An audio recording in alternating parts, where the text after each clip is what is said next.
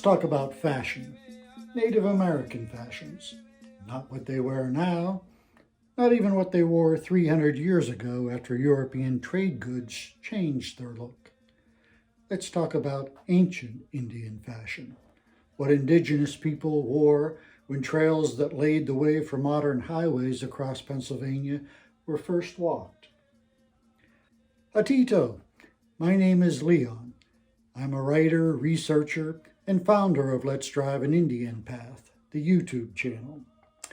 We are currently traveling the Raystown Path, a trail you know today as the Pennsylvania Turnpike. For thousands of years, people walked this path with their relatives.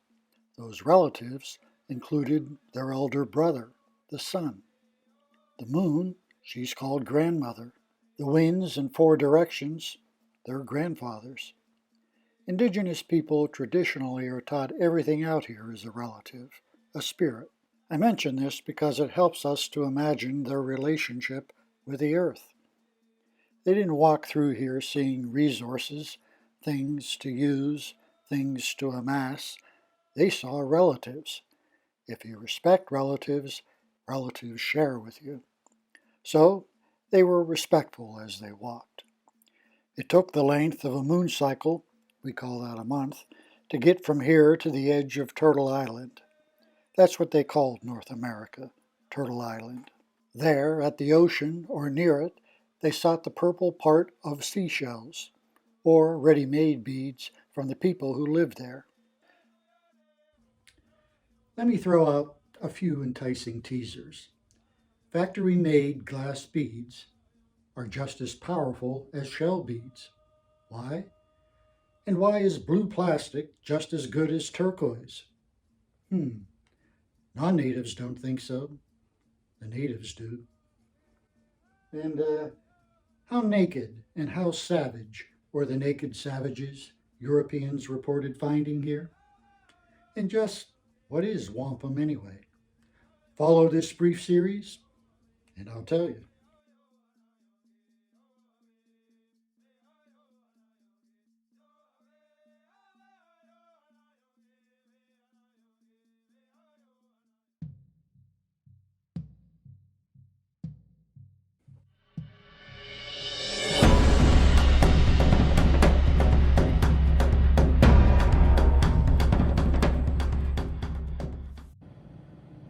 Let's start with these moccasins. They're not ancient, but anybody 1,000 years ago would have been quite happy to wear them.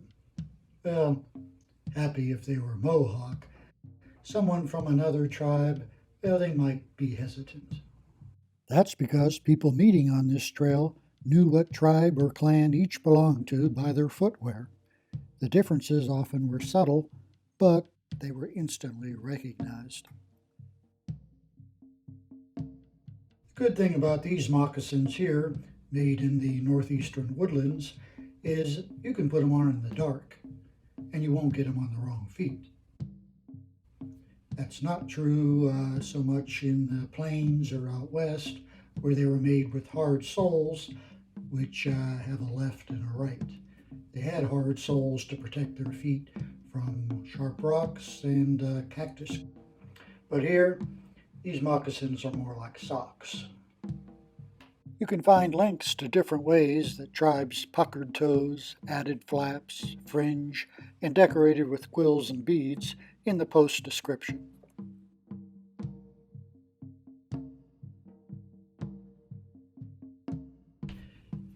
This pair was made by a Mohawk woman up in New York State.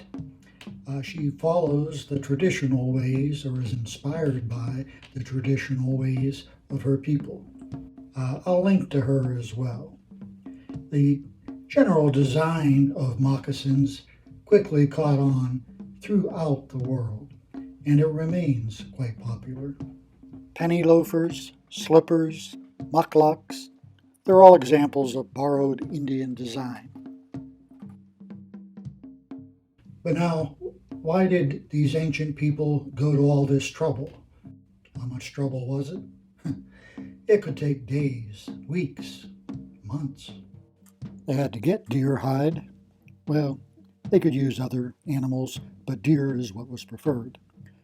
They had to scrape the fat and hair off the hide with a sharp stone or a sharp shell, smoke it, continually twist and work it with their hands to soften the leather, then poke holes in it with a sharpened bone, and then thread it together with tendons or ligaments taken from the animal or another animal. That doesn't include the time-consuming stuff. They still had to make and stitch on bits of porcupine quill and clamshells. Those things come in variations of color that can be worked into a design. The whole time, the Indians were working in concert with spirits that inspired and governed their work. Why do it? Here in the lush green forests of the Northeast, one could easily go barefoot, right? Your feet will develop calluses. You could just tattoo your feet, put on anklets, and be done with it. Well, except for one thing: temperature. Tribes here wore moccasins to keep their feet warm. I've told you in past posts how you wouldn't last 3 hours once your core body temperature drops below normal. Thousands of years ago, the last ice age was coming to a slow end. People came here following game to the edges of melting glaciers.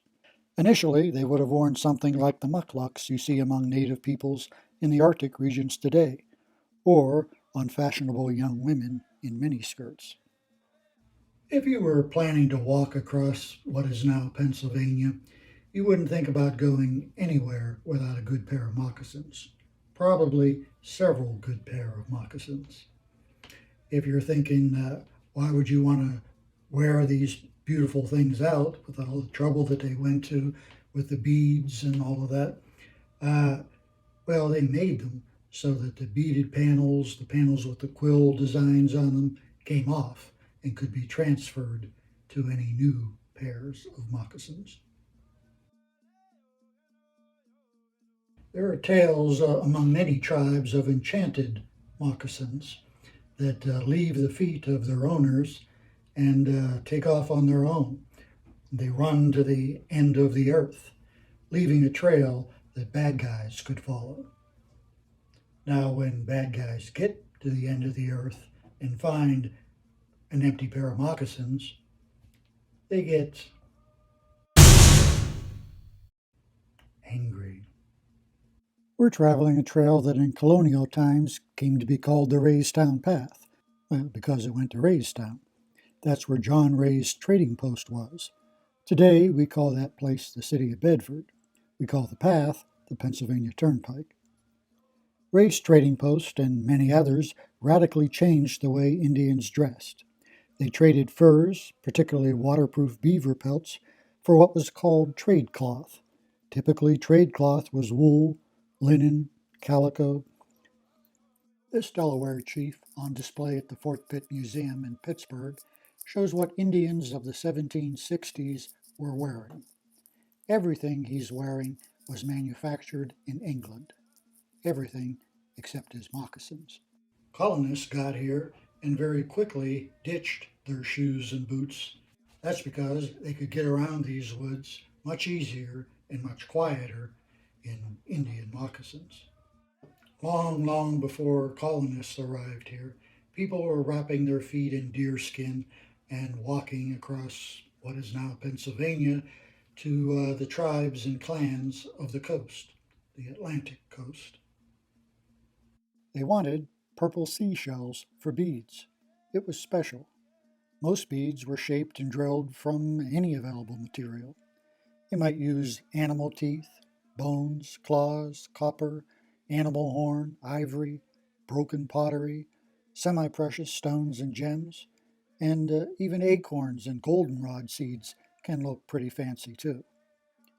Elderly women with patience and imagination tended to gravitate towards such work. Now, that's not to say old women were shunted off to the side and given busy work to do. That's a very European thing to do. Old Indian women ran villages, still do.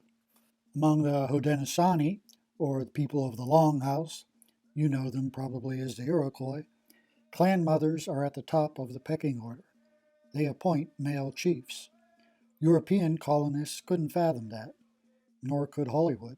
That's probably why you don't know about it. But back to beads. Beads can be used in just about anything: necklaces, anklets, bracelets. They're often worn in the hair or sewn into clothing. The most common bead material in prehistoric cultures was shell. It was readily available on the coast and in streams and rivers. White shell was found here thanks to freshwater mussels in the rivers. But if you wanted purple, and prehistoric Indians did, you had to go to the Atlantic coast.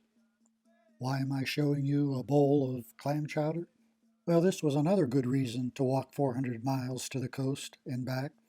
What we call New England clam chowder was first made by Indians. It uses the same clams as those that provided purple shell, quahog. In fact, it's said that early arrivers from Old England to New England turned up their noses when Indians first offered them clams to eat. Apparently, though, once they tried them, they couldn't get enough. Ceremonial wampum belts were made of white and purple beads. I'll do a separate post on wampum belts, but just be aware that they were a big reason ancient people donned a pair of moccasins and set off for the coast.